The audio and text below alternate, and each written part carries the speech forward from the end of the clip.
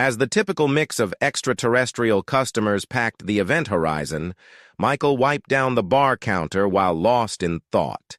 Slinging cocktails for the universe's elite was just another night on Earth orbital station, and Michael was starting to wonder whether this was all there was to life.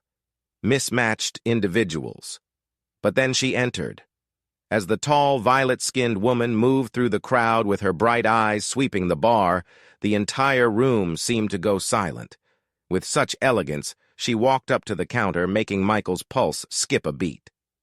"I'm in need of a particular service," she said, remarked, her voice melodic. "I hear you might be able to assist me?" Uncertain whether he was dreaming, Michael blinked. "What kind of service?" "I need a husband," she said, penetrating everyone with her stare. "Just for one night." Michael almost lost his grip on the glass. This wasn't just a typical evening, after all. Still in shock from the chaotic sequence of events, Michael found himself on a sleek private spacecraft an hour later. The interior was considerably different from the dark bar he had just left, with gentle lighting that gave everything a warm, golden glow and surfaces that shimmered like liquid metal. The violet-skinned woman seated opposite him was, as she had disclosed to him on the way to the ship, Princess Claire of the Zan Empire. "I assume you have inquiries?" Claire remarked in a cool, collected tone, as though everything was normal. "You could say that," Michael continued, attempting to comprehend everything in his mind. "Why me? How come you choose a bartender from a remote station out of all the people you could have chosen?" Claire's luminous eyes grew a little softer. "Because I require an individual who is not a part of the political apparatus, someone who is reliable due to their lack of connections to my world. Additionally, I entered that bar because I sensed something about you, a glimmer of adventure and interest that most individuals have long since forgotten." Michael was not sure if he should be scared or flattered. "And what exactly do you need a husband for, Princess?" Claire leaned in with a serious expression. "I'm attempting to negotiate a hazardous political environment. At a forthcoming diplomatic banquet, I will introduce you as my chosen consort in an attempt to give myself some time to solidify my position and avert a coup against my family. You'll get paid well in exchange, enough to make a difference. Your existence." Michael felt his heart race. It was difficult to resist the pull of adventure and the prospect of money. However, he couldn't get rid of the sensation that he was entering something far riskier than Claire was making it seem. "And what happens if this plan goes sideways?" Michael inquired, Despite the knotting anxiety in his stomach, he spoke steadily. Something like grief flickered in Claire's eyes. "Then we both might not live to see the dawn." The days that followed were spent in intense preparation. Michael discovered that Claire was engrossed in a convoluted web of political intrigue, as well as Zan, culture, and history. Michael studied everything from appropriate spacecraft maintenance to business acumen on this mobile classroom, a feat of Zan engineering. From advanced combat methods to etiquette, you never know. Even though Claire was a strict teacher, Michael found something strangely comforting about her presence. He was inundated with information, but he couldn't help but be impressed by her resolve and commitment to her people, to shield them from the coup's mounting menace. One evening, Claire and Michael sat in the ship's observation room, staring out at the enormous expanse of space in front of them, following a very taxing lesson on Zan-D, diplomatic protocol. There was a comforting silence between them, a break from the level of their instruction. "Have you ever considered what life might have been like if you weren't descended from royalty?" Breaking the silence, Michael inquired. Claire thought about his question, her bright eyes reflecting the skies. "Every time," she conceded. "Occasionally, I consider what it would resemble simply existing. To be able to make judgments for myself, free from the burden of an empire." Michael nodded, realizing more than he had anticipated that sentiment. "I get that. I had also dreamed of stargazing in the past. However, At this moment, I'm not entirely certain. I feel so out of my element in this whole thing. Claire gave a slight smile. Michael, you're doing better than you realize. By now, most people would have fled. However, you remain here and are still willing to assist. As he caught her stare, Michael's chest began to feel warm. All right. I suppose I'm not like most folks. In addition, Princess, someone needs to watch out for you. When Claire grinned more, Michael briefly noticed vulnerability in her eyes. However, in an equally swift manner, she averted her gaze, resuming her royal poise. We'll overcome this, more for herself than for him, she remarked. We must.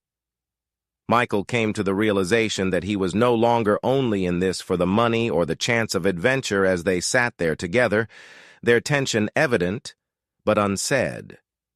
She was the reason he was there. In spite of everything, he sincerely hoped Claire would succeed. And perhaps, just possibly, he was curious to see where this strange alliance would take them. On the evening of the reception, Michael stood next to Claire, feeling his heart race as they got ready to walk into the main hall. Michael could never have imagined something as luxurious as the Starliner.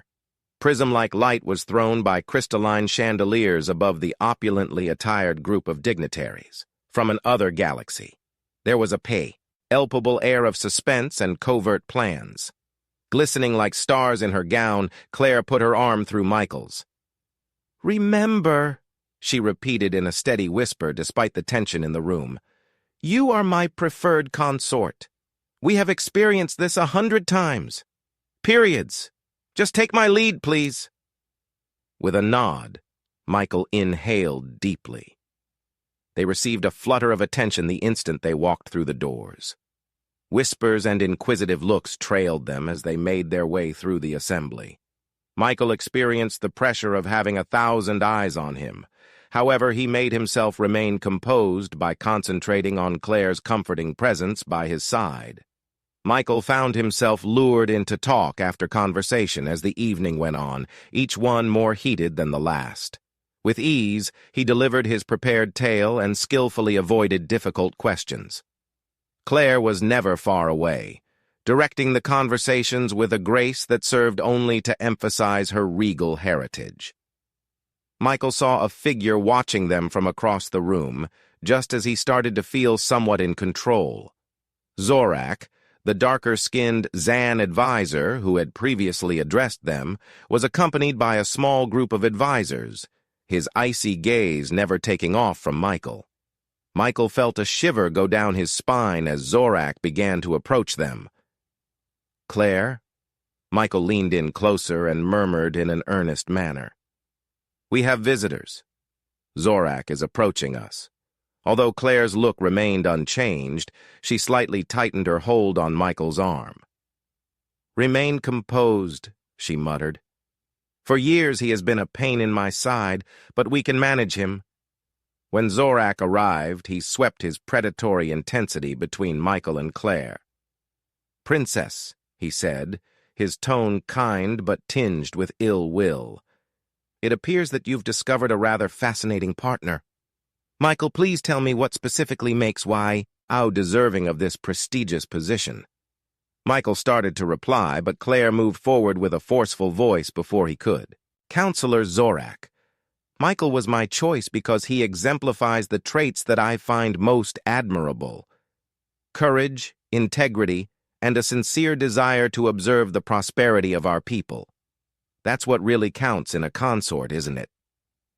Zorak narrowed his eyes, but before he could respond, the hall's lights went out and a holographic image filled the area above them.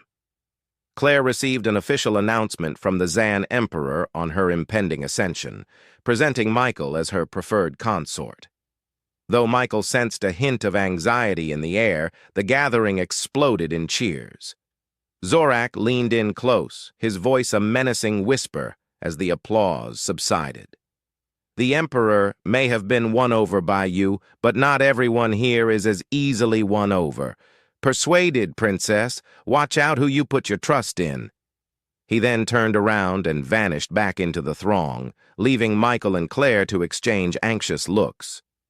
"He's preparing something," Michael said. With a stern expression, Claire nodded. "We must be prepared. This is not yet finished." However, while Michael went about the evening, grinning and interacting with the other guests, he couldn't get rid of the impression that Zorak's words weren't just a threat, but also a promise. He was aware that the next development would put everything he and Claire had worked so hard to create to the test. Subscribe to watch more amazing sci-fi stories.